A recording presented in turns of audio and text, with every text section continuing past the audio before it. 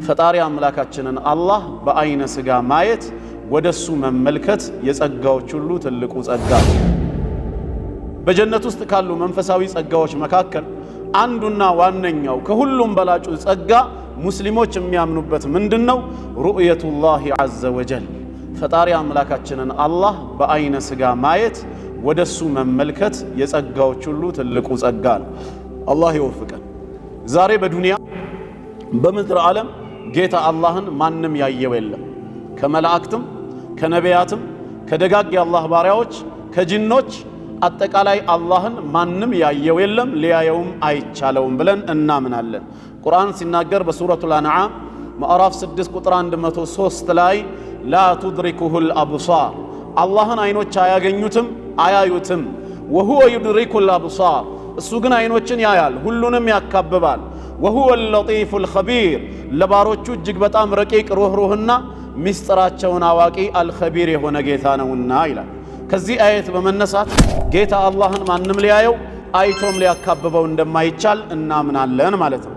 ሁለተኛው ማስረጃችን በሱረቱል አዕራፍ ምዕራፍ 7 ቁጥር 143 ላይ ከሊሙላህ ሙሳ አለይሂ ሰላም ያነሳው ጥያቄና የተሰጠው መልስ ጌታ አላህ ሊታይ እንደማይችል ማረጋገጫ ነው።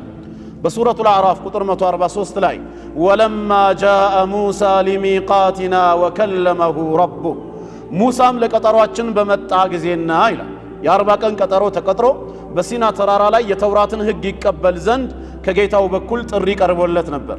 እሱም ያን ጥሪ አክብሮ በመጣና ወከለመሁ ረቡ ጌታውም ባነጋገረው ጊዜ ይላል አናጋሪው ሙሳ ሳይሆን አላህ ራሱ ነው። ቀጥታ ንግግሩን አሰማው ቢላ ዋሲጠቲ መለክ ያለ መላእክት ጣልቃ ገብነት ማለት ነው። ይህንን መለኮታዊ ቃሉን በጆሮው ሲሰማ መቼም የአላህን ቃል የሰማ ሰው ምን ትፈልጋለህ ቢባል ሌላ ነገር መጠየቁ አይቀርምና እሱም ጌታዬ ሆይ ቃልህንማ ከሰማኸው አይቀር ቃለ ረቢ አሪኒ አንዙር ኢለይክ አንዴ ወደ አንተ ልመልከት ፊትህን አሳየኛል። የአላህን ቃል መስማት ሌላም ጥያቄ እንዲጠይቅ የሚገፋፋ ነውና መለኮታዊው ቃልህን እንዲህ ከሰማሁኝ አይቀር ለምን መለኮታዊ ፊትህን አላየውም አሳየኝ አለው። ጌታችን አላህም ቃለ ለን ተራን በፍጹም አታየኝም አለው። አንተ ደካማ መክሉቅ ነህ፣ እኔ ኻሊቅ ነኝ። በዚህ አይነት እኔን ብታየኝ ትሞታለህ እንጂ አትተርፍምና እኔን ማየት አይቻልህም አለው። እንደማይችል ያስተምረው ዘንዳ ከሱ በገዘፈ ነገር ትምህርት ሊሰጠው ፈልጎ ወላኪን እንظር ኢለል ጀበል ነገር ግን በዙሪያ ወዳለው ተራራ ተመልከት አለው። ይሄ የሲና ተራራ ከሙሳ በብዙ ሺህ ጊዜ እጥፍ እጅግ በጣም የከበደ የገዘፈ ነው። አንተ ወደ ተራራው ተመልከት፣ እኔ ለተራራው ብርሃኔን እገልጽለታለሁ። ፈኢን እስተቀረ መካነሁ ስፍራው ቢረጋጋ አለ ከኔ ብርሃን መገለጽ በኋላ ተራራው ላይ ምንም ነገር ባይከሰት የተረጋጋ ከሆነ አንተም የዛኔ ፈሰውፈ ተራን ታየኛለህ አለው። ቅድሚያ ግን በተራራው ትምህርት ውሰድ። ፈለማ ተጀላ ረቡሁ ሊልጀበል ጌታውም ለተራራው በተገለጸ ጊዜ ይላል የተወሰነ ብርሃኑን ለዚህ ተራራ ሲገልጽለት ምንድነው የተከሰተው? ጀዓለሁ ደካ ተራራውን ንኩትኩት አደረገው፣ ወደ አፈርነት ተቀየረ። የጌታችንን ብርሃን መቋቋም አቅቶት ማለት ነው። ይሄንን ክስተት ያየው ሙሳ አለይሂ ሰላምም ወኸረ ሙሳ ሰዒቃ ራሱን ስቶ ጮሆ ወደቀ፣ አልቻለም። ፈለማ አፋቅ ባንሰራራ በዳነ ጊዜ ወደ ትክክለኛ ማንነቱ ሲመለስ መጀመሪያ የተናገረው ነገር ምንድነው? ቃለ ሱብሓነክ ጌታዬ ሆይ በፍጡራን ከመገመት ስላንተ ከመታሰብ ጥራት ይገባሃል። አንተ ማለት ማንም የማይገምት እጅግ በጣም ታላቅ የሆንክ አምላክ ነህ። ቱብቱ ኢለይክ ዳግመኛ ያንተን መለኮታዊ ፊት በዚህ ምድር ላይ ላለመጠየቅ ወደ አንተ ተመልሻለሁ፣ ተውበት አድርጌያለሁ። ወአና አወሉል ሙእሚኒን እኔም በጊዜ አንተ እንደማትታይ ከሚያምኑት ውስጥ የመጀመሪያው ሙእሚን ነኝ በማለት አወጀ ማለት ነው። ጌታችን እንደማይታይ ይሄም ሌላ ሁለተኛ ማስረጃችን ነው። ሶስተኛው ደሊላችን በምድር ዓለም አላህ እንደማይታይ የሰባዎቹ ሽማግሌዎች ክስተት ነው። ሙሳ አለይሂ ሰላም የተውራትን ሕግ ተቀብሎ ከተመለሰ በኋላ ጠብቁኝ ያላቸው ሰባዎቹ ሽማግሌዎቹ ጋር ሲደርስ ምንድን ነበር ያሉት እነሱ? ሱረቱል በቀራ ሁለተኛው ምዕራፍ ከአንቀጽ 55 እስከ 56 አንተ ከጌታህ ጋር ቀጠሮ አለኝ ብለህ እኛን እዚህ አስቀምጠህ እንደፈለክ እያዋራህ እያየኸው ትመጣለህ። እኛ ያንተ ተከታይና አማኝ እንድንሆን ከተፈለገ እንዳንተኛም እሱን ማየት አለብን፣ አለበዛ አናምንም አሉ። ጌታ አላህ ምን አላቸው? ወኢዝ ቁልቱም ያ ሙሳ ባላችሁ ጊዜ አስታውሱ አለ። አንተ ሙሳ ሆይ ለን ኑእሚነ ለከ ሐታ ነረ አላህ ጀህራ፣ አላህን እንዳንተ በግልጽ እስከምናየው ድረስ አናምንልህም አሉ። ይህን ጥያቄ በማንሳታቸው ምክንያት ፈአኸዘትኩም ሳዒቃ፣ የመብረቅ ጩኸት ሁላችሁንም ያዛችሁ፣ ወደቃችሁ። ወአንቱም ተንዙሩን፣ የምትመለከቱ ሆናችሁ ነው ደግሞ ሞታችሁ። ግን እኔ አዛኝ ነኝና ثم بعثناكم من بعد موتكم፣ ከሞታችሁ በኋላም ቀሰቀስኳችሁ። ለዓለኩም ተሽኩሩን፣ ታመሰግኑኝ ዘንዳ ነገ በዋናው ቀንም ከሞት በኋላ ዳግም መቀስቀስ መኖሩ ትምህርትም የሆናችሁ ዘንዳ ይሄን ሰርቻለሁ ይላል ጌታ አላህ። ጥያቄውን በማንሳታቸው ምክንያት ለዚህ ነበር የተዳረጉት ማለት ነው። ስለዚህ አላህ በምድር ዓለም ማንም ሊያየው አይችልም የሚለው ቋሚና የጸና እምነታችን ነው።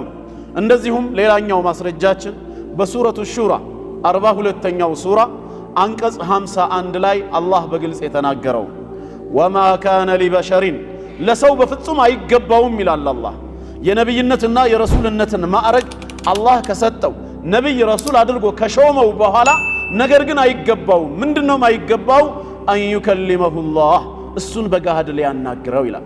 ሰው ከባልንጀራው እንደሚያወራው ፊት ለፊት እየተያዩ አላህን እያየ ማናገር አይገባውም፣ ያ ነብይም ሆነ ረሱል በምን መልኩ ቢሆን እንጂ ኢላ ወህያን፣ በወህይ አማካይነት ቢሆን እንጂ። ያ ወህይ በተኛበት በህልሙ ልክ እንደ ኢብራሂም ልጁን ሲያርድ ሊያሳየው ይችላል። ወይ ረሱል አለይሂ ሰላቱ ወሰላም ኢቅራ ከመባላቸው በፊት ለ6 ወር በተከታታይ ያዩት እንደነበረው ህልም በህልም አማካኝነት አላህ ወህይን ያወርድለታል እንጂ ፊት ለፊት እያየው መነጋገር አይገባውም ለዛ ነብይም ሆነ ረሱል። አው ሚን ወራኢ ሒጃብ፣ ወይም ከመጋረጃ በስተጀርባ ቢሆን እንጂ።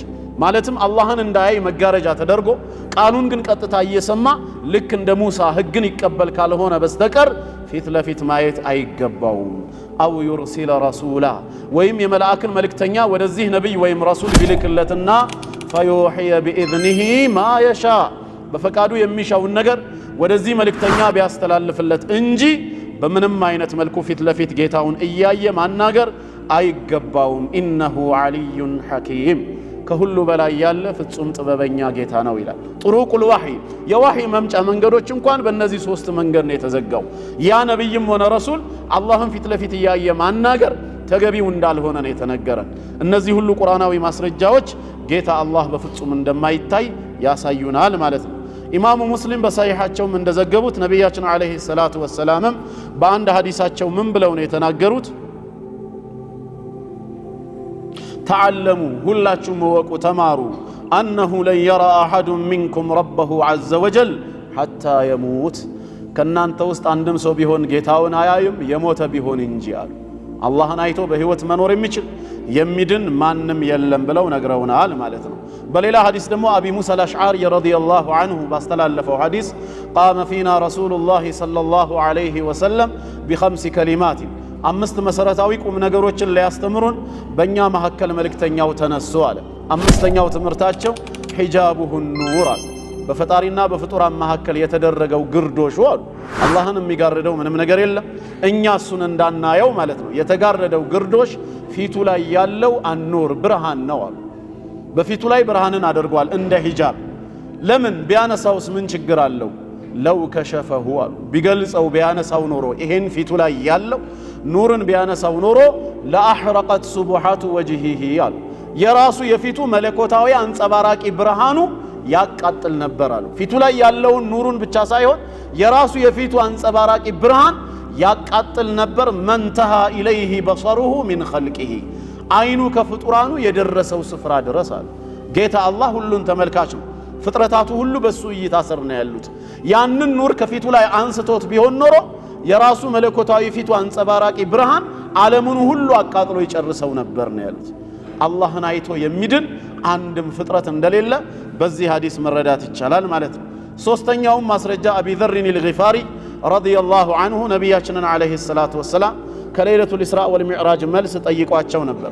ሰአልቱ ረሱለላሂ ሰለላሁ ዐለይሂ ወሰለም ሀል ረአይተ ረበክ፣ የዛነ የሌሊት ጉዞ የሰማይ እርገቶት ላይ ጌታዎትን አይተው ነበር እንዴ ስላቸው፣ ቃለ ኑሩን አና አራሃ፣ ፊቱ ላይ ኑር አለ ግርዶሽ የሆነው ሒጃቡ እንዴት አርጌ አየዋለሁ አሉ። ወፊ ሪዋየትን በሌላ ዘገባ ወላኪን ረአይቱ ኑረን፣ ያንን ኑሩን ግን አይቼዋለሁ አሉ። መለኮታዊ ፊቱን ሳይሆን ፊቱ ላይ ያለውን ኑር ተመልክቻለሁ አሉ። ረዋሁ ሙስሊም። ስለዚህ አላህን ፊት ማንም ሊያይ እንደማይችል ግልጽ የሆነ ማስረጃ ነው ማለት ነው። ይሄንን ካየን ወደ ነጥቡ ስንመለስ ከአኺራ ጸጋዎች የውሙል ቂያማ ግን ሙስሊሞች በጀነት አላህን ያዩታል ብለን እናምናለን ነው። አላህ ከነሱ ያድርገን። አላህ እንደሚታይ ከሚያሳዩ ቁርአናዊ ማረጋገጫዎች በሱረቱል ቂያማ 75ኛው ሱራ አንቀጽ 22 እስከ 23 ያለው ውጁሁ የውመኢዝን ናዚራ፣ ፊቶች በዛን ቀን ምንድናቸው? ናዚራ፣ አብሪዎች፣ በስራቸው በእምነታቸው ምክንያት ተደሳቾች ናቸው ይላል። የዛ ውጤትም ኢላ ረቢሃ ናዚራ፣ ወደ ጌታቸው ተመልካቾች ናቸው። ቀጥታ አላህን ባሉበት የክብር ስፍራ ሆነው ያዩታል፣ ይመለከቱታል። ሌላ ሁለተኛ ማስረጃ ሱረቱ ዩኑስ ቁጥር 26 10ኛው ሱራ አንቀጽ 26 ላይ ሊለዚነ አሕሰኑ፣ ለነዚያ በምድራዊ ህይወታቸው ሳሉ እምነታቸውንም ስራቸውንም ላሳመሩ ባሮች አልሑስና፣ መልካሚቱ ሀገር ጀነት አለላቸው፣ ከሷም በተጨማሪ ወዚያደቱን፣ ከኔ ዘንድ የሆነ ጭማሪም አላቸው ይላል። ይሄ ጭማሪ ምንድነው? ጅምሁሩል ሙፈሲሪን እንደተስማሙበት አነዘሩ ኢለላህ ዐዘ ወጀል፣ ጌታ አላህን መመልከት ነው። ከታች በሐዲስ ስለተብራራ ሱሃይብ ረዲየላሁ ዐንሁ እንዳስተላለፈው አን ነቢይ ሰለላሁ ዐለይሂ ወሰለም ቃል፣ የአላህ መልእክተኛ ምን አሉ?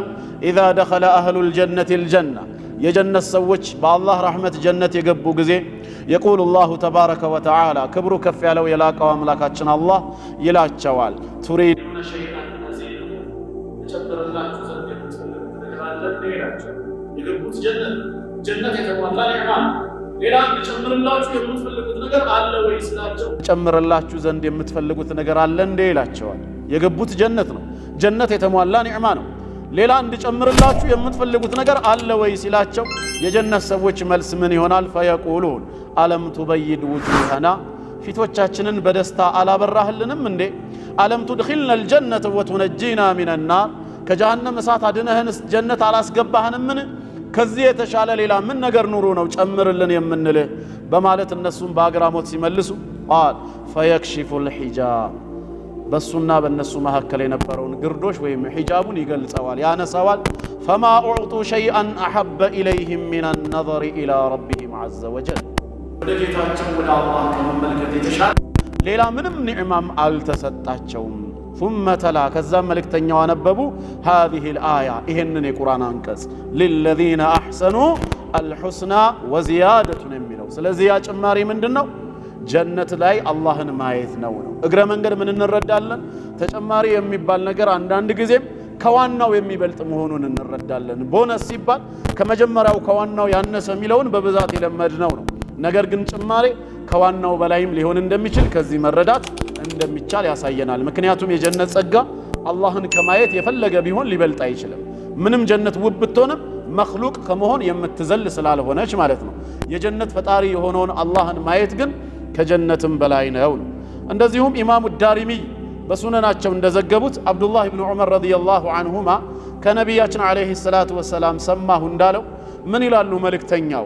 ኢነ አህለል ጀነቲ ኢዛ በለገ ሚንሁም ነዒመ ኩለ መብለጊን፣ የጀነቱ ጸጋ የመጨረሻ ድካ ጫፍ ላይ የደረሰ ጊዜ ወظኑ አላ ነዒመ አፍضለ ሚንሁ፣ ከዚህ በኋላ ሌላ ነዒም የበለጠ አይመጣም ብለው ባሰቡ በገመቱ ጊዜ ተጀላ ለሁም ረብ፣ ጌታችን አላህ ከነ መለኮታዊ ክብሩ ይገለጽላቸዋል። ፈነዘሩ ኢላ ወጅህ ራሕማን፣ ወደ አራሕማን ፊት ይመለከታሉ። ወደ እሱ ፊት ሲመለከቱ ፈነሱ ኩለ ነዒምን ዓየኑሁ ሒነ ነዘሩ ኢላ ወጅህ ራሕማን፣ የአራሕማንን ፊት ሲያዩ የነበሩበትን የጀነት ጸጋ ይረሳሉ።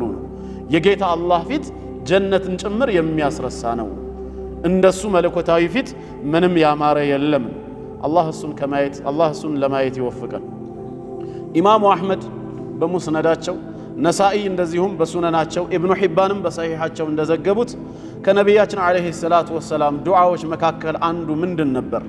አነሁ ካነ ሚን ዱዓኢ ነቢይ ሰለላሁ ዐለይሂ ወሰለም አስአሉከ ለዘተ ነዘሪ ኢላ ወጅሂከ ወሸውቀ ኢላ ሊቃኢከ። ይሄ ነበር ለዘተ ነዘር፣ አንድ ጊዜ እንኳን ወደ አንተ ተመልክቼ ለዛውን ጥፍጥናውን የማገኝበትን በጀነት ውስጥ አንተን እለምናሃለሁ ይሉ ነበር። ጌታ አላህን መመልከት ዱዓ ያደርጉ ነበር። እሱን መገናኘት ደግሞ ሸውቅ፣ ጉጉትና ፍቅር ይኖራቸው ነበር ማለት ነው።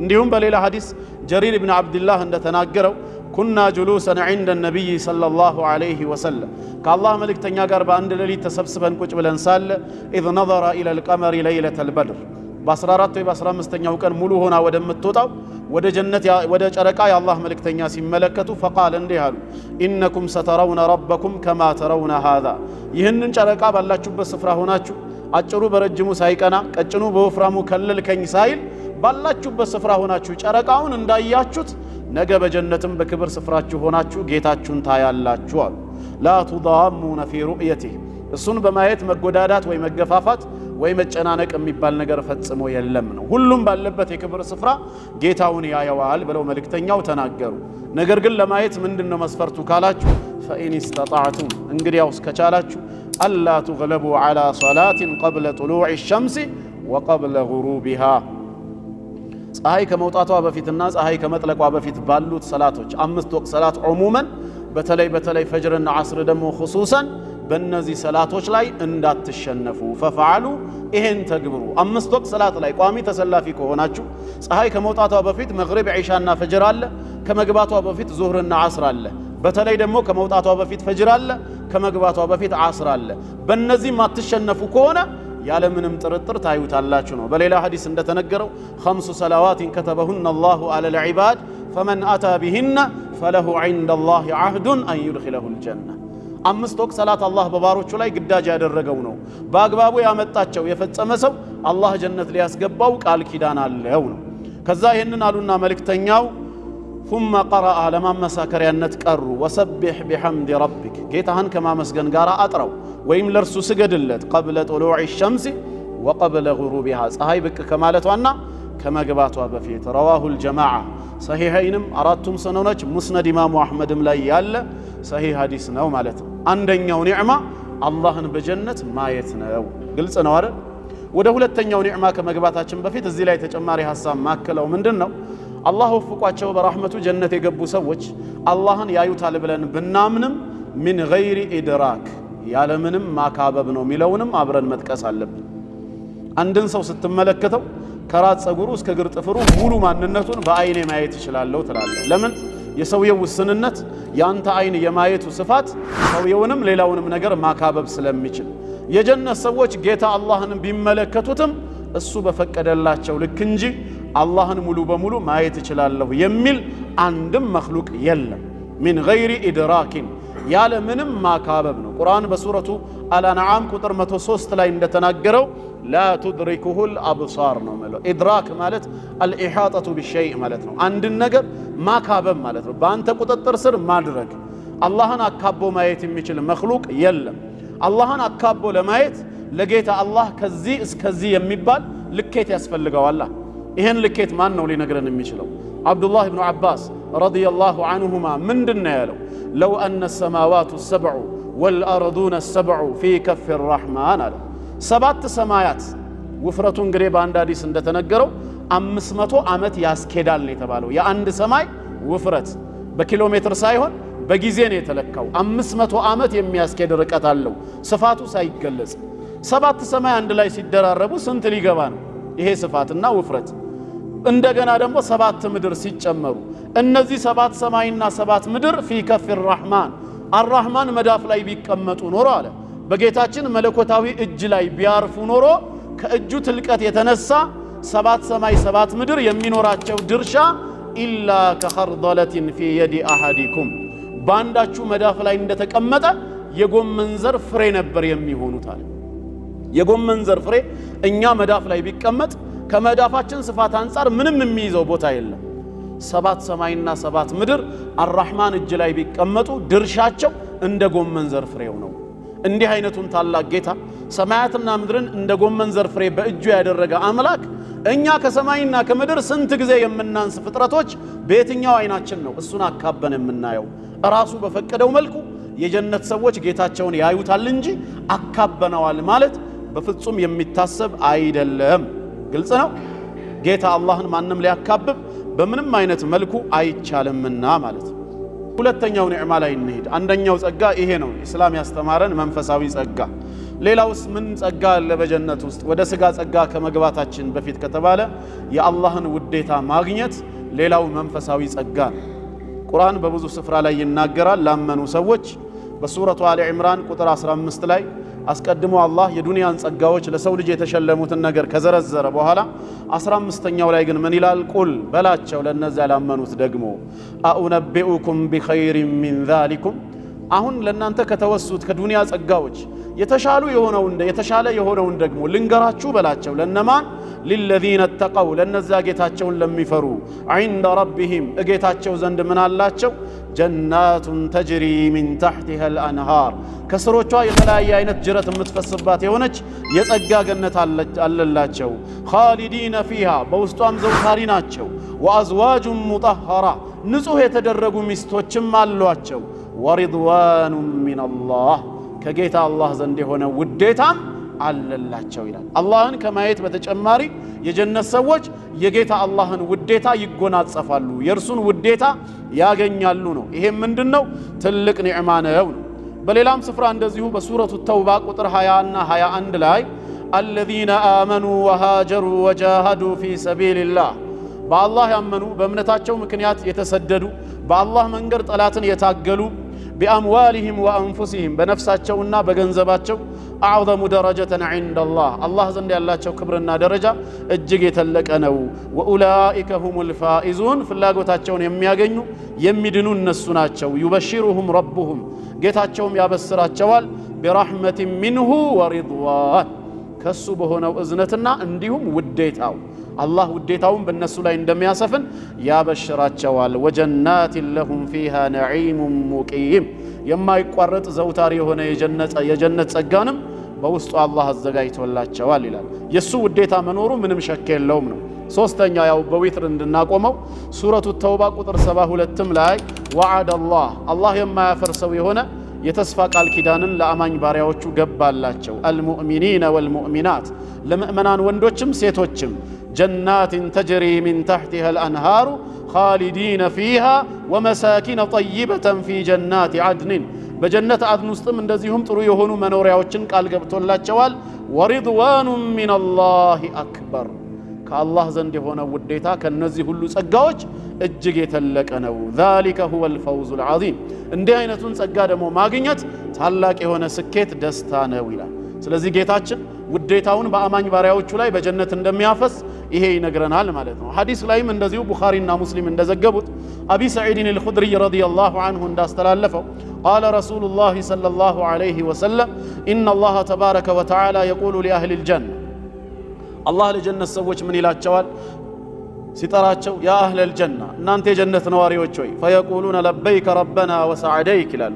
አቤት ጌታችን አምላክ ሆይ فيقول هل رضيتم በሰጣችሁ ጸጋ ተደሰታችሁ ሲላቸው فيقولون وما لنا لا نرضى وقد اعطيتنا ما لم تعطي احدا من خلقك ከፈጠርካቸው ፍጥረታት ለማንም ያልሰጠኸውን ጸጋ አንተ ለኛ ሰጥተህን ሳለ የማንወድ የማንደሰት ለኛ ምን ኖሮን ነው ብለው ይመልሳሉ።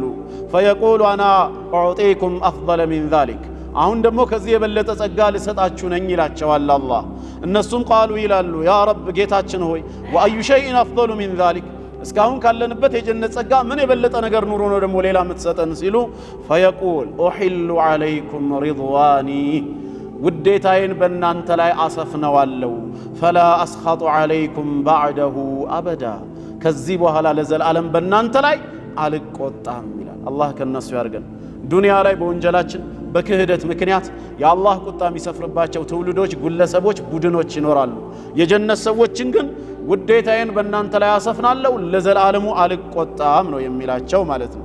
እንዲሁም ጃቢር ኢብኑ አብዱላህም ባስተላለፈው ሐዲስ ነብያችን ሰለላሁ ዐለይሂ ወሰለም إذا أدخل أهل الجنة الجنة قال الله أتشتهون شيئا فأزيدكم የጀነት ሰዎች ጀነት በገቡ ጊዜ እንድጨምርላችሁ የምትሹት ነገር አለ እንደ ሲላቸው فيقولون ربنا وما فوق ما أعطيتنا ከሰጠህን የበለጠ ሌላ ምን አለና ብለው ሲጠይቁ قال فيقول بلى እንዴት አለ እንጂ እሱም رضايا የኔ ውዴታ አክثر የበዛና የተለቀ ነው ይላል ሰሒህ ኢብኑ ሒባን ላይ ማለት ነው። ከዚህ በመነሳት ሁለተኛው ጸጋ ምንድነው? የጌታ አላህን ውዴታ በላያችን ላይ መስፈኑ ነው። ሶስተኛ በጀነት ካሉ መንፈሳዊ ጸጋዎች ሌላው መንፈሳዊ ጸጋ ምንድነው? የጀነት ሰዎችን አላህ ሰላምታ መስጠቱ ነው። የሱን ሰላማዊ ንግግር ማዳመጣቸው ነው። ይሄም ሱረቱ ያሲን 36ኛው ሱራ ከአንቀጽ 55 እስከ 58 ተገልጿል። ኢነ አስሓበል ጀና የጀነት ጓዶች የጀነት ባለቤት ነዋሪ የሆኑ ሰዎች አልየውመ ዛሬ ፊ ሹጉሊን ቢዚዎች ናቸው ከትዳር አጋሮቻቸው ከጓደኞቻቸው ጋር ፋኪሁን አላህ በሰጣቸው ኒዕማ ተደሳቾች በይጨጤዎች ሆነው ቢዚ ሆነዋል በዚህ ጉዳይ ላይ ሁም ወአዝዋጁሁም እነሱም የትዳር አጋሮቻቸውም ፊ ዚላሊን አላህ ባዘጋጀው ጥላዎች ውስጥ ይሆናሉ ዐለል አራኢቂ ሙተኪኡን በዚህ በዱንያው ሳይሆን ጀነት ላይ በተዘጋጀው የክብር አልጋ ወይም ወንበር ላይ ተደጋፊዎች ሆነው ይቀመጣሉ ለሁም ፊሃ ፋኪሀቱን የተለያዩ አይነት እህል ፍራፍሬዎች ይኖራቸዋል ወለሁም ማ የደዑን የሚለፉት የሚተክሉት ሳይሆን ማ የደዑን የሚመኙት ሁሉ አጠገባቸው ይመጣላቸዋል በመጨረሻም ሰላሙን ቀውለን ሚን ረቢር ረሒም አዛኝ ከሆነው ጌታ አላህ ዘንድ ሰላም የሚለውን ንግግር ያዳምጣሉ ይላል የጌታቸውን ሰላምታ የሚሰሙ ይሆናሉ ነው እንዲሁም በሌላ ስፍራ አላህ ተናግሯል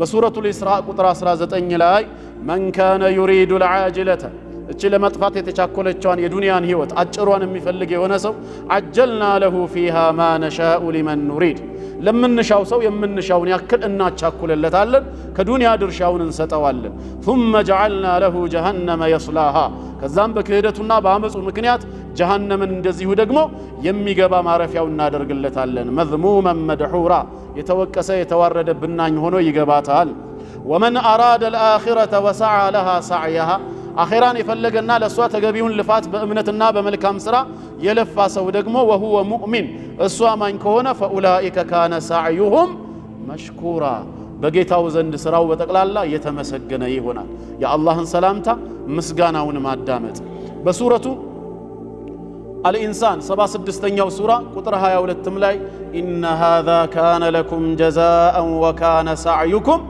مشكورا በማለት ይሄ ለእናንተ የተሰጣችሁ ጀዛእ ነው ስራችሁም የተመሰገነ ነው ይባላሉ የጌታ አላህን የምስጋና ቃል ሰላምታ ማዳመጥ ልዩ መንፈሳዊ ጸጋ ነው አራተኛ ሌላው መንፈሳዊ ጸጋ ሙራፈቀቱል አንቢያ የነቢያትን ጉርብትና ማግኘት ከነቢያት ጎረቤት መሆን ማለት ነው ዛሬም በሰፈራችን ከሸይኾች በኢማናቸው ከተመሰከረላቸው ሳሊሆች ጎረቤት መሆን በራሱ ልዩ ደስታ አካባቢያችን ማን እንዳለ ማወቁ በውስጣችን የሚፈጥረው ሐሴት ይኖራል በጀነት ውስጥ የነቢያት ጎረቤት መሆንም በቁርአን ላይ የተወሳ እምነት ነው ሱረቱ ኒሳ ቁጥር 69 ላይ ወመን ዩጢዕላህ ወረሱል በዱንያ ህይወቱ አላህና መልእክተኛውን የሚታዘዝ የሆነ ሰው ፈኡላኢክ እንዲህ አይነት ታዛዦች مع الذين انعم الله عليهم ከነዚህ አላህ ጸጋውን ካፈሰሰባቸው ጋር ይሆናል ከነማን من النبيين والصديقين والشهداء والصالحين ከነቢያቶች በእምነታቸውም በተግባራቸው ፍጹም እውነተኞች ከነበሩት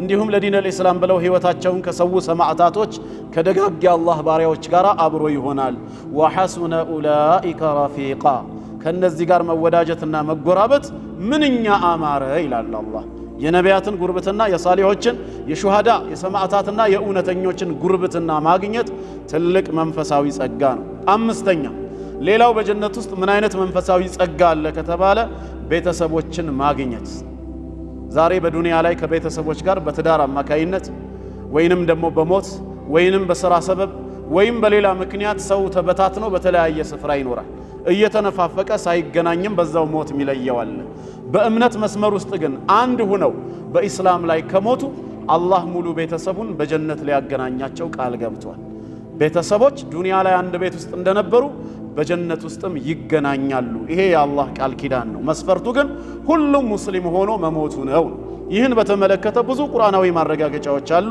ከዛ ውስጥ አንዱ ሱረቱ ጡር 52ኛ ሱራ አንቀጽ 21 ላይ ያለው ነው والذين آمنوا እነዚያም ያመኑ ከዛም ወተባዓትሁም ذريتهم ከዘሮቻቸውም እነሱን የተከተሉ በምን ቢኢማኒን በዛው እምነት ባመኑበት ልክ ከዘሮቻቸውም በእምነት የተከተሏቸውን አልሐቅና ቢሂም እናጎራብታቸዋለን ذريتهم ዘሮቻቸውን ከነሱ ጋር እናጎራብታቸዋለን ወማ አለትናሁ አናጠፋባቸውም አናባክንባቸውም ምን عملهم من شيء ከሰሩት መልካም ስራ አንዳችንም የምናጠፋባቸው አይደለሁም ይላል አላህ كل امرئ بما كسب رهين እያንዳንዱ ሰው በሰራው ስራ ተያዥ ነውና ይላል ከዘሮቻቸው በእምነት በመልካም ስራ የተከተሏቸው ነገ በጀነት እንደሚያጎራብታቸው እንደሚቀላቀላቸው ይናገራል በሌላም ስፍራ ሱረቱ ራዕድ 13ኛው ሱራ ከአንቀጽ 22 እስከ 24 ያለውም ይሄንኑ ሐሳብ ይደግፋል።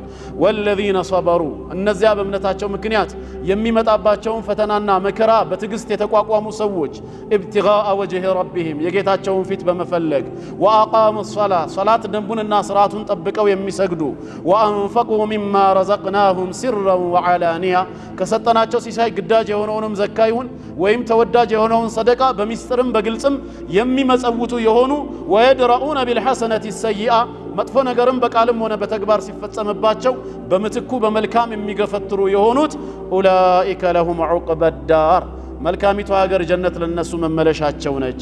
ጀናቱ ዐድን የድኹሉነሃ ወመን ሰለሐ ሚን አባኢሂም እነሱ ብቻ ሳይሆን ከአባቶቻቸው በመልካም ስራም እንደዚሁ ጥሩ ሆኖ የተከተላቸው ወአዝዋጅሂም ከትዳር አጋሮቻቸው ወዙርያቲሂም እንዲሁም ከነዘሮቻቸው በእምነት የተከተሏቸው ሁሉ ይገባሉ።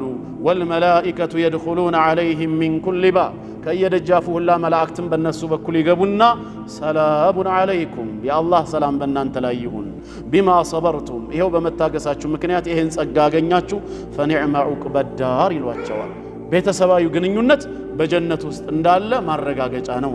ስድስተኛ መንፈሳዊ ጸጋ ደግሞ ሌላው ምንድነው? ምድራዊ ጓደኞች በጀነት መገናኘታቸው።